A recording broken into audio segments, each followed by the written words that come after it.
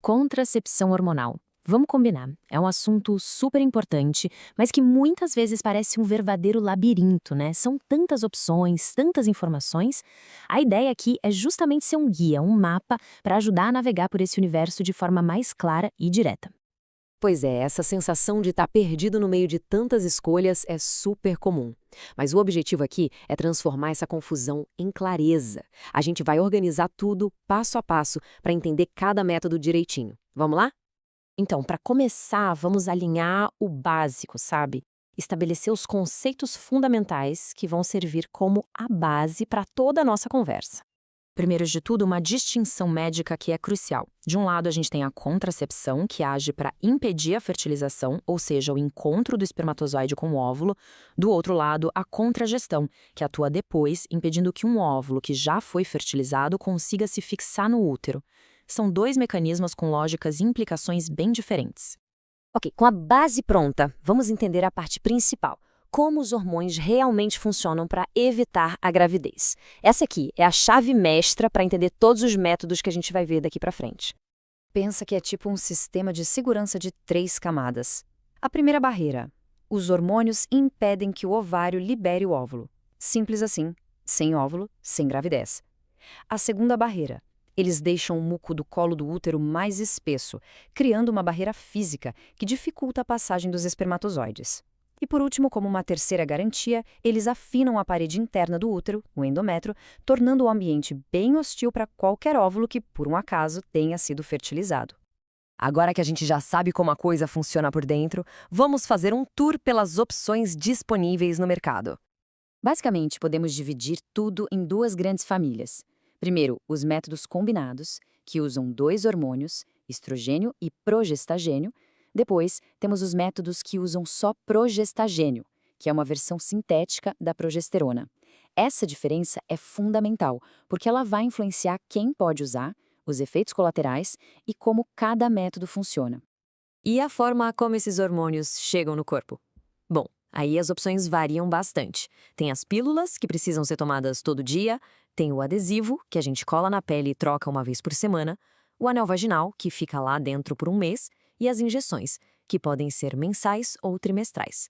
Cada um oferece um balanço diferente entre praticidade e a rotina que exige.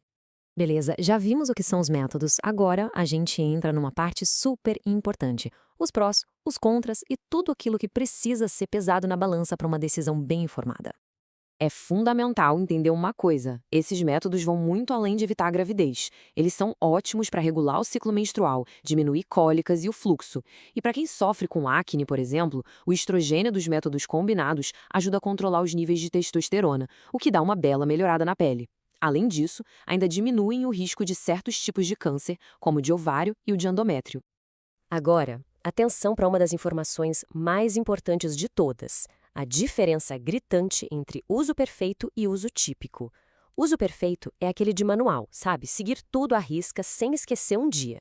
Já o uso típico, bom, é a vida real, com os esquecimentos que acontecem. Olha o caso da pílula. No uso perfeito, a taxa de falha é menor que 1%.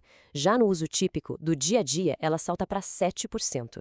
É uma diferença gigante que mostra como é importante escolher um método que se encaixe de verdade no estilo de vida de cada um. Vamos falar de risco. Este número representa o aumento de casos de trombose venosa profunda a cada 10 mil pessoas que usam contraceptivos hormonais combinados durante um ano. É um dado que precisa ser conhecido e discutido com um profissional, claro, mas é essencial colocar em perspectiva. O risco absoluto, para a maioria da população, continua sendo muito, muito baixo. E, claro, tem mais coisas para ficar de olho. Efeitos colaterais, como dor de cabeça ou alteração de humor, podem acontecer. A relação com o risco de câncer é complexa, porque diminui para uns tipos e pode aumentar um pouquinho para outros. Alguns remédios podem cortar o efeito do contraceptivo e o alerta mais importante de todos: hormônios não protegem contra infecções sexualmente transmissíveis. Para isso, é camisinha. Chegando na nossa reta final, vamos focar nos métodos de longa duração e também nas opções para uma situação de emergência. Sabe aquela expressão em inglês, set it and forget it, que a gente pode traduzir como colocar e esquecer? Então, ela resume perfeitamente a ideia por trás dos LARCs, que são os contraceptivos reversíveis de longa ação. A proposta é ter um método super eficaz sem precisar pensar nisso todo dia, toda semana ou todo mês. Essa linha do tempo aqui deixa bem claro o poder dos LARCs. O implante, que é um bastãozinho inserido no braço, dura até 3 anos. Já os DIUs hormonais, como o Mirena e o Kailena, podem durar 5 anos e alguns modelos mais novos até mais de 8 anos. A grande vantagem deles é que são extremamente eficazes, com taxas de falha baixíssimas, justamente porque eliminam o fator esquecimento da equação. Agora, contracepção de emergência. É muito importante definir isso. Não é um método para usar no dia a dia. É um plano B, para uma emergência mesmo.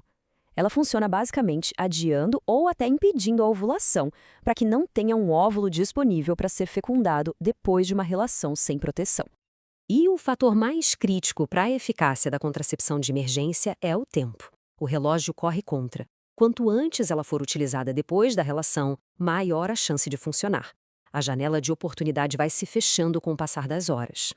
E a gente encerra não com uma conclusão fechada, mas com uma pergunta, um convite à ação. Conhecimento é poder, mas a decisão final sobre saúde é sempre uma conversa. Com todas essas informações em mãos, o próximo passo, o mais importante, é levar essas dúvidas e essas opções para um diálogo aberto com um profissional de saúde para encontrar o caminho que faz mais sentido para cada corpo, cada história e cada estilo de vida.